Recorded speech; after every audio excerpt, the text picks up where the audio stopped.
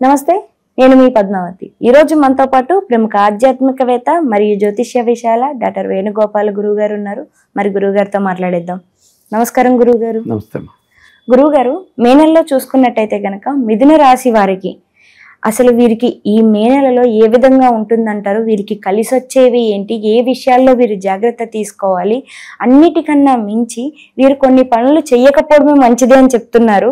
మరి ఇటువంటి విషయానికి వస్తే వీరు ఏ ఏ విషయాల్లో జాగ్రత్త పట్టించాలంటారు? మిథున రాశి వారికి మే నెల నుంచి చాలా మంచి ఫలితాలు రావడానికి అవకాశం ఉందమ్మా. ఎందుకంటే వారికి ఇన్ని రోజులు గురువు వ్యయంలో ఉన్నాడు. ఆ కారణం చేత మిథున రాశి వారికి కాస్త జాగ్రత్తలు తీసుకోవాలి. ఖర్చులు పెరిగిపోతాయి, అనుకున్న పనులు జరగవు, కొత్త వేదన ప్రారంభిస్తే ఆటంకాలు లేకపోతే ఆగిపోతాయి అని చెప్పిన మాట నిజమే. కానీ మే 14 నుంచి గురువు మిథున రాశిలో రావడం వల్ల మనకు మిథున సంక్రమణం జరుగుతుంది కదా. సో అంచేత వీరికి మంచి జరుగుతుంది, జన సంబంధాలు పెరుగుతాయి. సో వీరి ఈ మే నెల నుంచి కూడా మంచి ఫలితాలు రావడానికి ఎక్కువ అవకాశం కనిపిస్తుంది. ముఖ్యంగా వారికి ఈ మే 14 వరకు రవి అనుకూలంగా ఉన్నాడు, లాభస్థానంలో రవి ఉన్నాడు. కాబట్టి అధికారుల యొక్క సహకారం బాగా ఉంటుంది, రాజకీయ నాయకుల సహకారం బాగుంటుంది, ప్రభుత్వం నుంచి రావాల్సిన ఆదాయాన్ని అందుకోగలుగుతారు, తండ్రి నుంచి రావాల్సిన ఆదాయాన్ని అందుకుంటారు, నూతన ఉద్యోగాలకి అనుకూల వాతావరణం ఉంటుంది. ఈ రకంగా సమాజంలో ఉన్నటువంటి పెద్దవాళ్ళ సహకారంతో మే నెలలో వీరు ఉన్నత స్థానానికి వెళ్ళడానికి ఎంతగానో అనుకూల వాతావరణం కనిపిస్తుంది.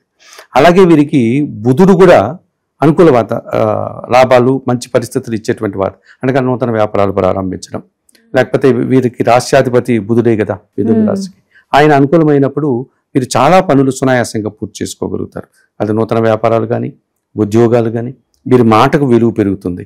సో ఆ మాటకు విలువ పెరగడం వల్ల సమాజంలో గుర్తింపు లభిస్తుంది. ఆ రకంగా వీరికి ఇక గురువు పూర్తిగా అనుకూలమవుతున్నాడు. గురువు అనుకూలమైనప్పుడు పిల్లలు భవిష్యత్తు బాగుంటుంది.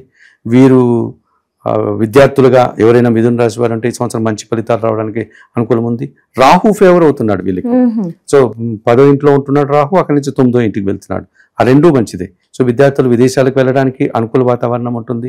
ఆ విదేశాలతో వ్యాపారాలు చేసే వాళ్ళకి అనుకూల వాతావరణం ఉంటుంది. శని భగవానుడు మెయిన్గా మిథున రాశి వాళ్ళకి అష్టమ భావంలో నుంచి భాగ్యంలోకి వెళ్ళాడు. అష్టమ శని దోషం పోయింది. సో శని అష్టమ శని దోషం పోయిందంటే వీరికి ఆర్థికపరమైనటువంటి సమస్యల నుంచి బయటపడతారు, అనారోగ్య సమస్యల నుంచి బయటపడతారు.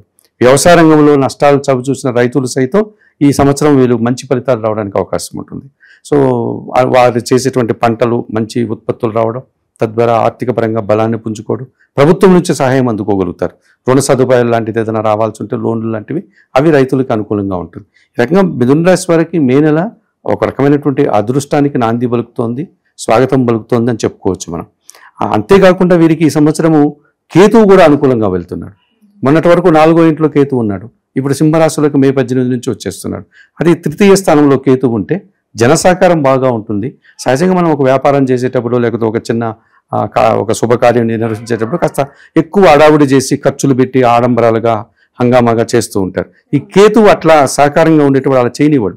నిరాడంబరంగా ఎంత అవసరమో అంతే చేయిస్తాడు. ఆ రకంగా వీరు వ్యాపారం చేసినా ఒక శుభకార్యం చేసినా సింపుల్గా నిరాడంబరంగా చేసి అనవసరం ఖర్చులు లేకుండా చేసి మంచి ఫలితాలు అందుకునేటువంటి వాతావరణం ఉంటుంది. భగవంతుని ఆశీస్సులు బాగుంటుంది. తీర్థయాత్రలు చేయాలంటే సులభంగా చేస్తారు. మనం ఏదైనా ఒక తీర్థయాత్ర చేయాలంటే మనకు ట్రైన్ టికెట్లు ఫ్లైట్ టికెట్లు దొరకవు, సమయం కుదురరాదు, తీరాంత దూరం పోతే అక్కడ దర్శనాలు జరగవు, ఇలా రకరకాల ఇబ్బందులు పడుతూ ఉంటారు. వీరికి అటువంటి ఇబ్బందులు పడేటువంటి సునాయాసంగానే వారు భగవంతుని దర్శనాలు అనుకోకుండా వెళ్ళిపోవడం, సడన్ గా చెప్తుంటారు ఆయనే పిలిపించాడు నేనే వెళ్ళిపోయాను అని చెప్తూ ఉంటారు హనుమంతు. అట్లాగా వీరికి ఒక ప్లానింగ్ లేకపోయినా సరే భగవద్ దర్శనాలు ఈజీగా ఎవరో వెళ్తూ ఉండి వచ్చి పిలవడం, మీరు రావచ్చు కదా అని వీరు వెళ్ళిపోవడం, అది కూడా చాలా సులభంగా అన్ని రవాణా కావచ్చు, అక్కడ వసతి కావచ్చు, దర్శనాలు కావచ్చు. ఈ రకంగా భగవంతుని ఆశీస్సులు బాగా ఉంటుంది. కొంతమంది పెద్దవాళ్ళ ఆశీస్సులు వీళ్ళకి అనుకూలంగా ఉంటుంది. మిథున రాశి వారికి ఈ సంవత్సరం చాలా బాగుంది. మే నెల నుంచి ఇంకా ఎక్కువ బాగుంది. కాకపోతే మిథున రాశి వాళ్ళకి ఎక్కడ సమస్యలు వస్తుంది అంటే ఈ కుజుడు ద్వితీయ స్థానంలో ఉన్నాడు, కర్కాటక రాశిలో సంచరిస్తున్నాడు. అందువల్ల వీరి మాటల వల్ల అపార్థాలు రావడానికి అవకాశం ఉంటుంది. అంటే వీరు తొందరపడి ఏదో అనేస్తారు, మంచి ఉద్దేశంతో అన్నా ఎదుటి వారికి అది వేరే ఉద్దేశంతో అర్థమయ్యి వారు అపార్థాలు చేసుకోవడం. ఈవెన్ ఇంట్లో వాళ్ళు కూడా, ఈ ఇంట్లో లైఫ్ పార్ట్నర్ కావచ్చు, ఆఫీసులో పనిచేసే వాళ్ళు కావచ్చు, బయట జనాలతో కావచ్చు, తొందరపడి అనేటువంటి మాట వల్ల ఎదుటివారు అపార్థాలు చేసుకొని అభిప్రాయ భేదాలు రావడానికి అవకాశం ఉంది. ఆ విషయంలో తగు జాగ్రత్తలు తీసుకోవాల్సిన అవసరం ఎక్కువ కనిపిస్తుంది. రాహు 9వ ఇంట్లో పోయినప్పుడు తండ్రి గారి ఆరోగ్యం విషయంలో జాగ్రత్తలు తీసుకోవాల్సి ఉంటుంది మిథున రాశి వారు. విదేశీ వ్యవహారాలు బాగుంటాయి. కానీ 9th హౌస్ తండ్రి కనుక తండ్రికి ఏదైనా అనారోగ్యం చేస్తే వెంటనే దానికి సంబంధించినటువంటి పరిహారాలు, ఆయన హాస్పిటల్కి తీసుకెళ్ళడం, ఆయనకి ఏం కావాలో మెడిసిన్ ఇవి చేసుకోవడం వల్ల కొంచెం ఇబ్బందులు లేకుండా ఉండడానికి అవకాశం ఉంటుంది. అయితే శుక్రుడు దశమ స్థానంలో పనిచేస్తున్నాడు కాబట్టి అంత మంచిది కాదు. దశమ స్థానంలో శుక్రుడు పనిచేసేటప్పుడు ఏమవుతుందంటే ఇంట్లో స్త్రీలతో కానీ ఉద్యోగంలో పనిచేసే స్త్రీలతో కానీ చిన్న చిన్న అభిప్రాయ భేదాలు రావడానికి అవకాశం ఉంటుంది. సహజంగా స్త్రీలతో అభిప్రాయ భేదాలు ఇంటా బయట ఎక్కడొచ్చినా సమస్య. ఒక రకమైనటువంటి గిల్టీ కాన్షియస్ స్టార్ట్ అవుతుంది. అయ్యో వాళ్ళతో అలా అనేసామే అన్నటువంటి భావన వీళ్ళకి ఉంటుంది. సో అది చూసే వాళ్ళకు కూడా బాగుండదు. కనుక సహజంగా కూడా మనం ఒక చోట పనిచేసేటప్పుడు ఒక సత్సంబంధంగా ఒక గౌరవమైనటువంటి స్నేహితులుగా బతకడం వల్ల ఉన్నటువంటి ఆనందం, ఆ ప్రశాంతత, ఆ సంతృప్తి మనస్పర్ధల వల్ల ఉండదు. అంచేత వీళ్ళకి ఇంట్లో జీవిత భాగస్వామితో అయినా మనస్పర్ధలు రావచ్చు, బంధువులతో అయినా రావచ్చు, ముఖ్యంగా స్త్రీలతో.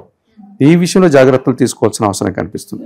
సో ఈ కుజగ్రహం విషయంలో జాగ్రత్తలు తీసుకోవాలి. మాట వల్ల వచ్చేటువంటి ఇబ్బందులు, స్త్రీలతో ఇబ్బందులు వచ్చేటువంటి అవకాశం కనిపిస్తుంది. అలాగే తండ్రి ఆరోగ్యం విషయంలో ఇబ్బందులు కనిపిస్తుంది. వీటికి పరిహారాలు నిర్వర్తించుకొని జాగ్రత్తగా ముందుకు వెళ్తే మిథున రాశి వాళ్ళు చక్కగా ఈ నెలలో ముందుకు వెళ్ళడానికి అవకాశం. గురువు గారు, మరి వీరికి విదేశీయానం కానీ లేకుంటే మేము విదేశాలకు వెళ్ళి చదువుకోవాలి అనుకునే విద్యార్థులకు కావచ్చు, లేకుంటే కొత్తగా వ్యాపారాల్లోకి దిగాలి అనుకునే వారికి కావచ్చు, లేదంటే ఇప్పటి వరకు మాకు సొంత ఇల్లు అనేది లేదు, మేము ఇల్లు కొనాలి లేదంటే ఇల్లు స్థలాల్ని కొనాలి అనుకునే వారికి కావచ్చు, లేదు మేము ఏదైనా సరే కొత్తగా ఈ స్టాక్ మార్కెట్ల గురించి వింటూ ఉంటున్నాం, మరి వీటిలో ఏమైనా పెట్టుబడి పెట్టచ్చా, లేకుంటే బంగారాలు కొనుగోలు చేయాలనుకొని చాలా మంది ఎదురు చూస్తున్న వారు ఉన్నారు. బంగారం రేట్లు కూడా అలాగే ఆకాశాన్ని అంటుతున్నాయి. మరి ఈ విషయంలో చూసుకుంటే మరి మిథున రాశి వారు ఈ నెలలో తీసుకోవడం ద్వారా అది మంచి లాభాన్ని కలగజేస్తుంది అంటారా? మిథున రాశి వారికి గృహ సంబంధమైనటువంటి విషయాలు అయితే వారు కొంచెం వెయిట్ చేయడం మంచిదమ్మా. ఎందుకంటే ద్వితీయ స్థానంలో గురువు వచ్చిన తర్వాత చేసుకోవడం మంచిది. ద్వితీయ స్థానంలో గురువు రావడానికి ఇంకా సమయం ఉంది వాళ్ళకి. అంటే 2026 ఏప్రిల్ ఆ ప్రాంతంలో గురువు అనుకూలం అవుతాడు. సో అప్పుడు వారు గృహ నిర్మాణం కానీ లేకపోతే గృహం కొనుగోలు కానీ చేసుకోవచ్చు. విదేశాలకు వెళ్ళడానికి ఇప్పుడు అనుకూల వాతావరణం ఉంటుంది.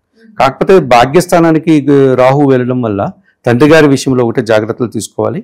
ఇంకా విదేశాల్లో ఇబ్బందులు రాకూడదంటే కనకదుర్గాదేవికి కుంకుమార్చన లాంటి పూజలు నిర్వర్తించి విదేశాలకు సంబంధించిన వ్యాపారాలు కానీ విదేశాలకు వెళ్ళే కార్యక్రమాలు కానీ ప్రారంభిస్తే సునాయాసంగా ముందుకు వెళ్ళేటువంటి వాతావరణం ఉంటుంది. బంగారు కొనుగోలు కూడా ఈ సంవత్సరం కంటే రాబోయే సంవత్సరమే వీరికి అనుకూలంగా ఉంటుంది. అంటే గురుబలం అనేటువంటిది ఇప్పుడు 50% మాత్రమే ఉంది జన్మరాశిలో. ద్వితీయ స్థానంలో గురువు వస్తే అది చాలా మంచి జరుగుతుంది. సో కుజుడు కూడా ఇప్పుడు వీరికి అంత ఫేవర్గా లేడు కాబట్టి భూములు కొనుగోలు చేయడం కూడా అంత మంచిది కాదు.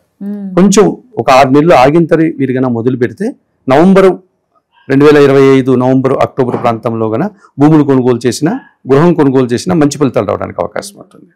గురుగారు, మరి వీరికి పరిహారాల విషయానికి వస్తే, ఎందుకంటే అన్నిట్లోనే కాస్త వీళ్ళకి అడ్డంకులే కనిపిస్తున్నాయి కాబట్టి వీరు ఏ ఏ పరిహారాలు చేసుకోవడం ద్వారా మరింత మంచి ఫలితాలు రావడానికి అవకాశం ఉంటుంది? మిథున రాశి వారమ్మ తప్పనిసరిగా వారి రాష్ట్రాధిపతి అయినటువంటి బుధుడు వీరికి అనుకూలంగా మారాలంటే వీరు విష్ణు సంబంధమైనటువంటి పూజలు నిర్వర్తించాలి. అంటే సీతారాముల వారి గుడికి కానీ, లక్ష్మీ నరసింహస్వామి గుడికి కానీ, లేకపోతే పద్మావతి వెంకటేశ్వర స్వామి గుళ్ళకి కానీ వెళ్ళి తులసి ఆకుల మాలను సమర్పించి అక్కడ అర్చనాది కార్యక్రమం చేసుకోవాలి.